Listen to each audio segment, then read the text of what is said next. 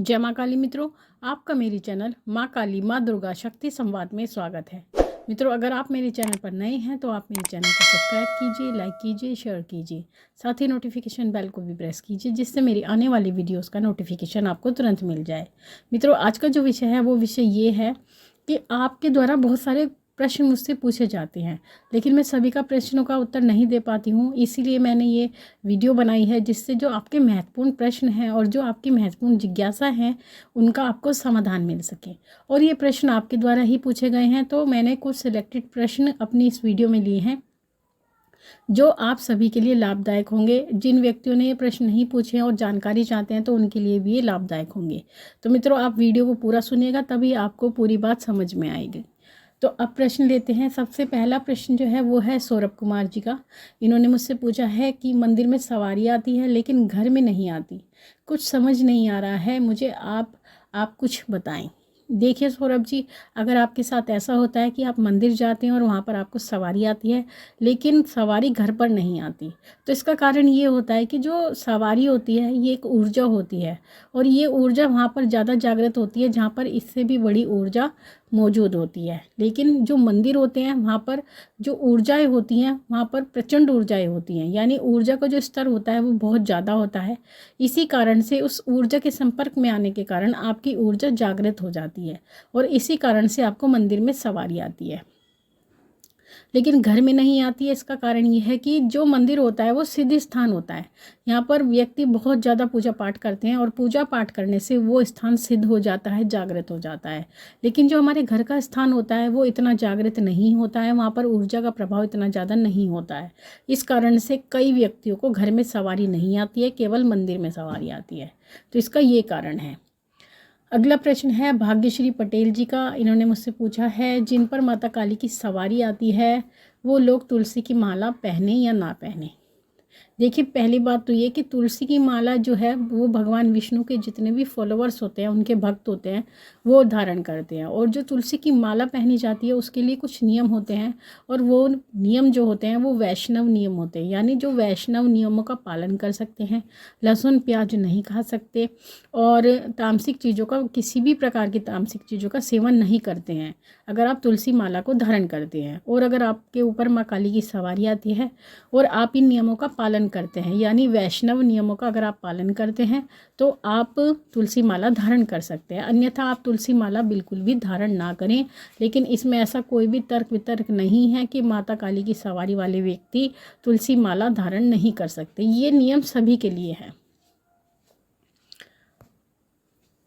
अगला प्रश्न लेते हैं। अगला प्रश्न है रितिका जी का। इन्होंने बोला है, सवारी वालों के लिए ब्रह्मचर्य के क्या नियम हैं जो अनमैरिड हैं। देखिए, अगर आप अनमैरिड हैं तो ऐसी परिस्थिति में आपको ब्रह्मचर्य का पालन करना ही होगा, क्योंकि आप अनमैरिड हैं और किसी भी प्रकार का आप किसी के साथ संबंध नहीं बना सकते हैं। क्योंकि अगर आप गृहस्थी हैं, यानी गृहस्थ नियम का पालन करते हैं, आपका दाम्पत्य जीवन है, शादीशुदा हैं आप, तब तो आप अपने गृहस्थ जीवन का पालन कर सकते हैं। लेकिन जो अनमैरिड हैं, जिनकी शादी नहीं हुई है, उनको ब्रह्मचर्य का पालन करना ही पड़ता है। यही एक सवारी वाले व्यक्ति के नियम होते हैं। अगला प्रश्न है पूनम राजपूत जी का। इन्होंने पूछा है, क्या शादी से पहले चौकी लगा सकते हैं, उसके बाद शादी में रुकावट आएगी, अगर शादी हो भी गई तो बच्चे होने में रुकावट आएगी या नहीं। देखिए, आपका बहुत अच्छा प्रश्न है। जिन व्यक्तियों को सवारी आती है, पहली बात तो आपको इस बात को ध्यान रखना होगा, जिन व्यक्तियों को सवारी आती है उसमें वो व्यक्ति मैरिड भी होते हैं, यानी विवाहित भी हो सकते हैं और अविवाहित भी हो सकते हैं, क्योंकि माँ की कृपा का कोई स्तर नहीं है। माँ ने अपने आप को किसी नियमों में नहीं बांधा है और माँ की कृपा किसी नियम से नहीं बंधी है। वो आपकी परिस्थिति को नहीं जानती, वो केवल आपके भक्ति भाव को और समर्पण को जानती है।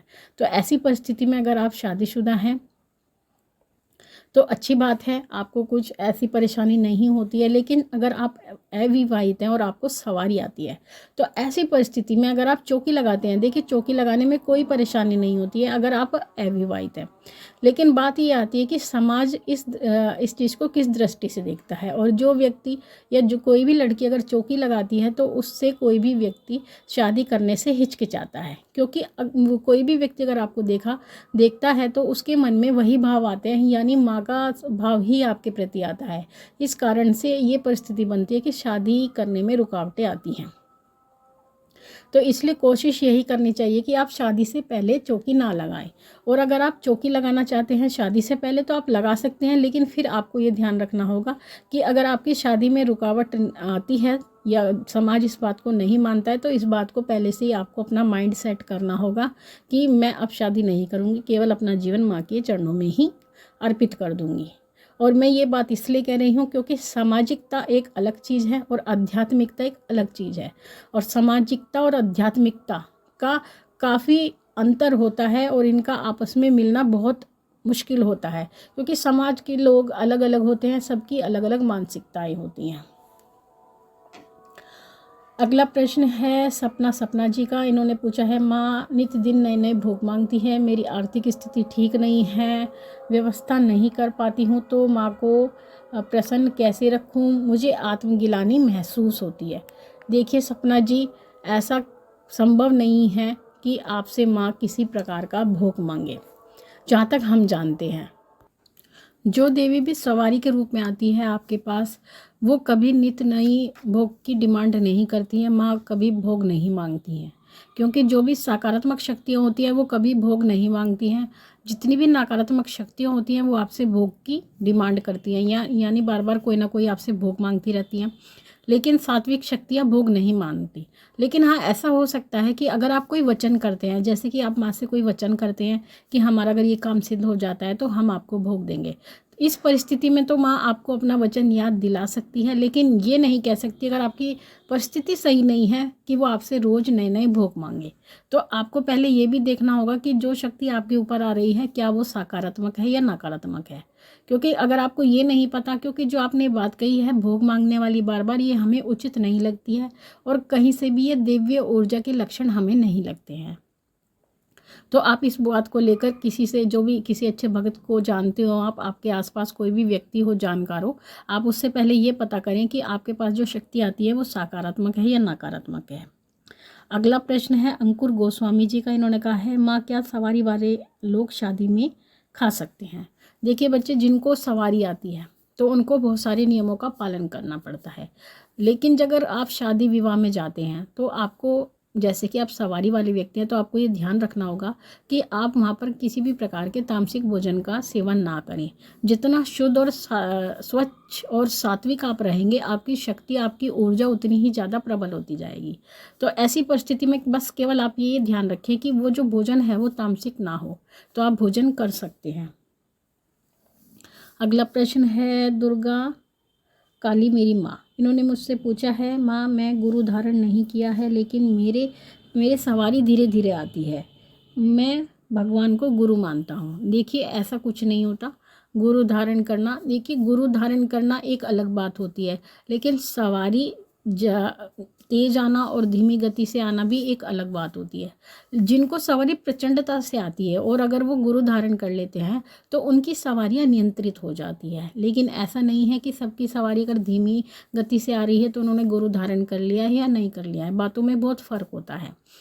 अगर आपकी सवारी धीमी गति से आती है तो कुछ सवारी ऐसी भी होती हैं जो सौम्यता से आती हैं और कुछ सवारियाँ ऐसी होती हैं जो प्रचंडता से आती है।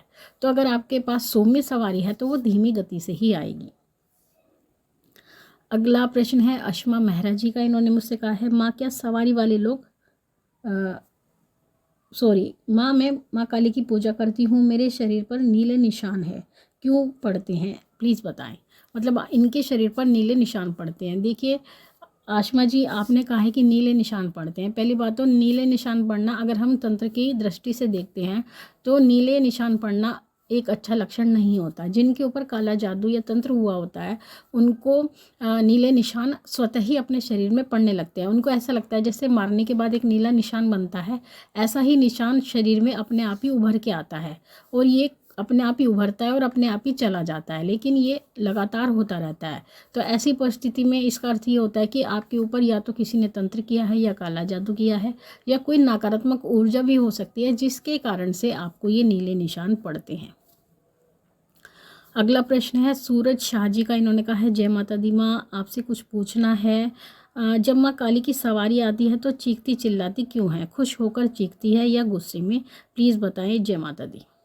देखिए सूरज जी, कोई भी सवारी आती है माँ काली की, जब भी सवारी आती है, क्योंकि माँ काली एक प्रचंड शक्ति है, और जब शक्ति अवतरित होती है यानी प्रकट होती है, उस समय पर शक्ति उग्र होती है। लेकिन जब वो शक्ति खेल चुकी होती है, उसके बाद शक्ति शांत हो जाती है, वचन भी करती है, प्रश्नों के उत्तर भी देती है। तो ऐसी परिस्थिति में ये कहना कि वो गुस्से में चिल्ला रही है, ये उचित नहीं है। ये तो उनका स्वभाव है, क्योंकि हर शक्ति का अपना स्वभाव होता है। ऐसे ही माँ काली की शक्ति का भी अपना एक स्वभाव है, अपना प्रभाव है, जिस कारण से ही वो उग्रता के साथ आती हैं।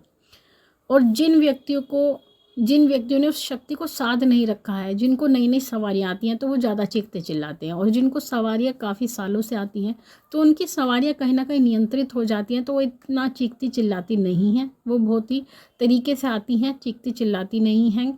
और चीखना चिल्लाना गुस्से का प्रमाण नहीं होता है। अगला प्रश्न है श्रुति सिंह जी का। इन्होंने कहा है, प्रेग्नेंट वुमेन्स को माँ काली की सवारी आती है। देखिए माँ काली की सवारी जिनको आती है, अगर वो प्रेग्नेंट होती हैं तो तब भी आती है, नहीं होती हैं तब भी आती है, क्योंकि सवारी जब पहले से ही शरीर में है तो वो आपकी इस परिस्थिति को बहुत ज़्यादा मैटर नहीं करती है कि आप प्रेग्नेंट हैं या सामान्य हैं। अगर आप उनको याद करते हैं तो वो प्रकट होती हैं। ये आपकी इच्छा पर निर्भर है। जब आप उनको याद करेंगे तो वो अवश्य ही आएंगी और आपके प्रश्नों के उत्तर भी देंगे और आपकी परेशानियों का समाधान भी करेंगे। अगला प्रश्न है आदित्य जादव जी का। इन्होंने कहा है, क्या लहसुन खाना तामसिक भोजन है? देखिए लहसुन और प्याज तामसिक भोजन की श्रेणी में आता है, क्योंकि ये देवताओं द्वारा स्वीकार नहीं किया जाता, तो इसलिए ये तामसिक भोजन की श्रेणी में आता है। और जो व्यक्ति सात्विक देवताओं की पूजा करते हैं और वैष्णव रूप से पूजा करते हैं, उनको लहसुन प्याज का सेवन नहीं करना चाहिए। अगला प्रश्न है केपी किचन। इन्होंने पूछा है, माँ काली को अनार का भोग कैसे दें? रसिया काट कर।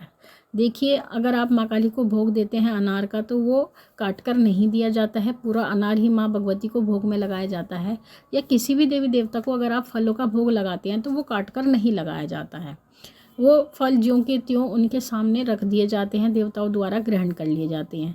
लेकिन जैसे कि आपके घर में लड्डू गोपाल जी हैं, तो उस परिस्थिति में क्योंकि वो बालक रूप में हैं, शिशु रूप में हैं, तो ऐसी परिस्थिति में आप उनको काट कर फलों का भोग लगा सकते हैं। लेकिन अन्य देवताओं को ज्यों का त्यों ही भोग लगाया जाता है और फलों को धोकर उनका भोग देवताओं को लगाया जाता है, और फूलों को कभी धोकर देवताओं को अर्पण नहीं किया जाता है। तो ये कुछ नियम होते हैं भोग प्रसाद और फूल चढ़ाने के। अगला प्रश्न है अजय चौहान जी का। इन्होंने कहा है, क्या माता दुर्गा को मांस मदिरा चढ़ाया जाता है या नहीं? अगले वीडियो में बताएं। पहली बात तो ये अजय जी, जो माँ दुर्गा हैं वो वैष्णव रूप में चलती हैं, उनको किसी भी प्रकार के मांस मदिरा का, तामसिक भोजन का कोई भी भोग नहीं लगाया जाता है। माँ दुर्गा को हलवे चने का, पताशों का, मीठे पान का, फलों का, जो ऋतु फल होते हैं उनका, और किसी भी प्रकार का जो सात्विक भोग होता है, माँ भगवती उसको खुशी से स्वीकार करती हैं। और मीठे आप मालपुओं का भी माँ को भोग लगा सकते हैं। तो ये माँ के कुछ ऐसे विशेष भोग होते हैं। काले चनों का माँ के साथ हलवा चने का भोग लगता है। तो ये भोग होते हैं जो माँ भगवती, माँ दुर्गा स्वीकार करती हैं। लेकिन माँ को किसी भी प्रकार से तामसिक वस्तुओं का भोग नहीं लगाया जाता है। कोई भी व्यक्ति ये गलती ना करे, अन्यथा आपको उसका परिणाम अवश्य ही भुगतना होगा।